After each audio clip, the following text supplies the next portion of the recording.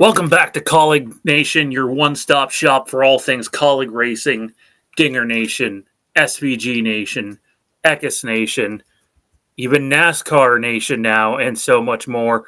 COTA is in the books, getting ready to move on to Phoenix, but we can't do that without actually talking about COTA. Big thanks to those who joined us for the live stream on Sunday. I know it was emotional for AJ and SVG fans alike, but we'll get into that. Our first order of business, though, is our multiple choice question for this video. And that is, did you think COTA was a good Cup Series race? Yes, no, or meh? Comment down below and share your thoughts there. Joining me as always in this video, or on these videos, it's Ryan. What's going on, man? Sorry. We're still using new software, and the image that I just tried to load with the multiple choice question isn't loading. So there you go. It's one of those days.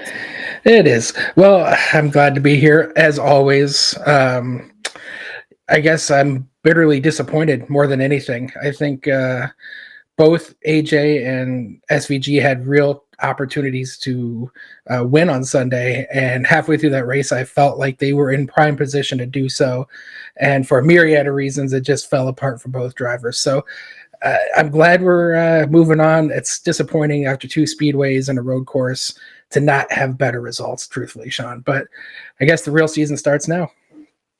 It most certainly does, and we have a video coming out Saturday morning which we'll talk about Kaulig's Phoenix Cup chances, which might be a little better than we thought. We had a little bit of back and forth with the race technical director, Mike Cook, who used to be a lead engineer over at Stewart Haas Racing, who I think we're going to have on the show in the near future. So that's exciting to look forward to as well. Let's get into it, though. I want to start off with Ty Dillon. I might have been a little bit harsh on him to begin with, but guy just doesn't seem to have any luck since the Daytona 500, where he kind of had all the luck. He's had none since, and then he gets right hooked by Austin Cindric. Just brief thoughts on that quickly, man. Yeah, I mean, listen, at the end of the day, when you're back in the pack, you're racing with the squirrels, and you're going to unfortunately get ran over, literally and figuratively in this instance. Listen, we know Austin, we know what Ty Dillon is, and I definitely think he's going to surprise us with some good runs, but we also know he's going to struggle. And yeah, he was running back around 30th, which is not where we want him to be running. And you know, he was racing really hard with Austin Cindric and a few others. And, you know, I think when you're that far back in the pack, it's just, even early in the race, it's frustrating. And he pushed Cindric wide, and Cindric retaliated, right? I think we were laughing at Ty because he wrecked on the front stretch, but it wasn't his fault, really. I mean, at the end of the day, Cindric lost his cool and right hooked him into the wall. And, you know, luckily his day wasn't completely ruined, but you know, he had no real shot after that. So I think the real issue I want to have is, you know, Cindric not being suspended is a bunch of bullshit. I'm sorry, but we established in years past, when you right hook a driver, that's a run race suspension. And yes, he got a fine $50,000. Yes, he lost 50 points, but you know, he basically ruined Ty's day. So that was super disappointing on a lot of fronts there.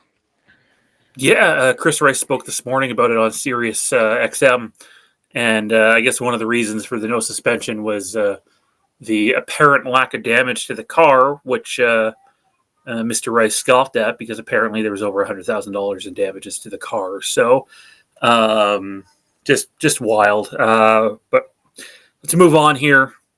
You mentioned AJ off the top. AJ, it seemed like we were set up for a AJ SVG showdown to end that race, with maybe Kyle Busch in the middle of that sandwich, and none of the three ended up getting it done for a variety of reasons. I thought AJ was extremely strong this race. We broke it down on the weekend into like three different categories. Kyle Busch had the best short run car, AJ had the best mid run car, SVG had the best long run car, and the lap time showed that too. And just, you know, like you and I have been trying to tell people for a long time, it's hard to win these races, especially in the Cup Series. And a lot can go wrong. And in AJ's case, he got run over on the initial the second restart of Stage 3 by McDowell, which he thought might have caused some steering issues. We never got any clarification on that.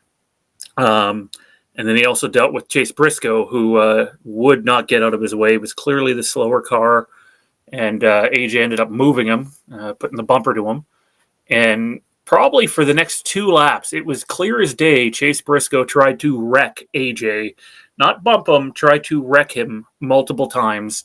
And I guess when he couldn't do that, he decided to intentionally wreck his teammate later on. So, being Ty Gibbs, which is just wild. Chase Briscoe also door shot at SVG on a restart there late when it really didn't need to happen. They weren't in a turn or anything.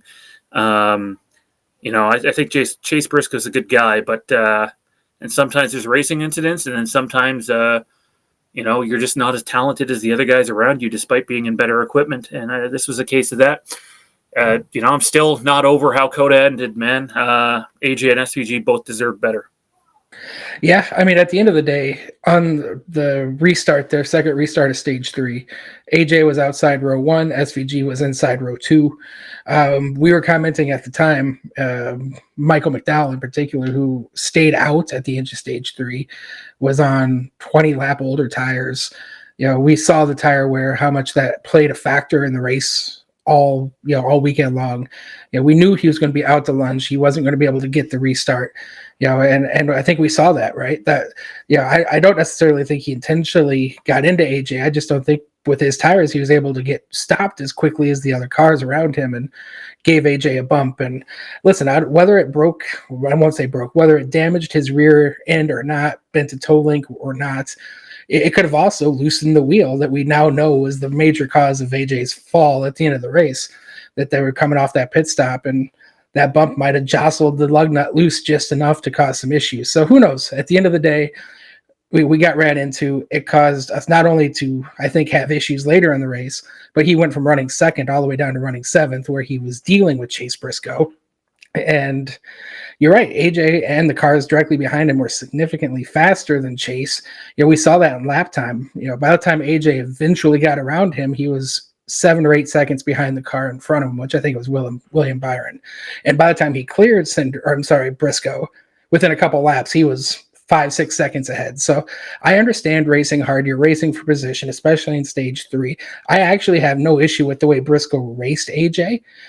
He was racing for his own position in the race. You don't just give it up easily.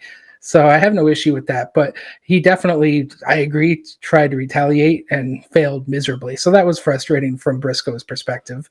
And then at the same time, I think on that same restart, Briscoe got into SVG, which caused SVG to fall back. So one restart, all it took for both drivers to go from a winning position to basically a position where they were just trying to salvage top 5s. In the end, I think SVG was able to recover to 6th. But unfortunately, where we saw with AJ, loose wheel.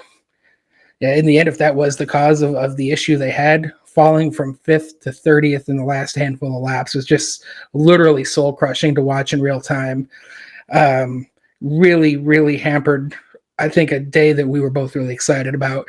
And in the end, now we're really in a points hole. I did the math. Had he finished 5th, he would be 3 points out of the playoffs right now. So now we're 30. So that's a big, big deal that we're going to have to try to dig ourselves out of, going to a track we're notoriously bad at Phoenix. So to get that result was really, really crushing, considering both drivers put themselves in that position. But as we harped on many times, putting yourself in position doesn't always mean you're going to win. And so many variables go into these things. And in this case, yet again, things that were kind of out of our control affected both drivers, and both of them, these days were basically ruined because of it. Yeah, I was really geared up for that AJ SVG showdown there at the end. I mean, Kyle Busch was going to be involved too. And I know people say, well, look what Chris Bell did. Well, Chris Bell got up there because of a late caution. Let's be honest. He wasn't bad. He was good. And I made a point of saying that on the stream multiple times. Do not count out Chris Bell. He's good at road courses. You're a fool if you count him out. But that felt like a surefire AJ and SVG race. And it didn't happen. At least SVG was able to, get 6th and have a good points day, where AJ, it was extremely costly for him. And it's unfortunate. And we'll have to see if they can rebound at the next road course. But let us know down below what you thought of the COTA race, please, and how you thought AJ and SVG both performed. I thought both guys did very well. Like those two got into it too a little bit on a restart, but there was no trying to wreck one another the way when Briscoe fell behind AJ, he tried to run him over, and like the wreck that Briscoe caused for Ty Gibbs was just awful. But anyways, let us know down below what you thought of the race. I thought SVG probably was going to win that thing.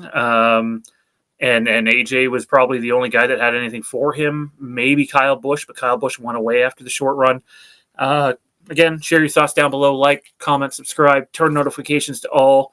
Follow us on social media. On X, it's at Kaulignation, at Yount Racing 45 for Ryan. On Facebook, Kaulignation, Dingernation, SVGNation, Nation, NASCAR Nation, and Kaulig Racing.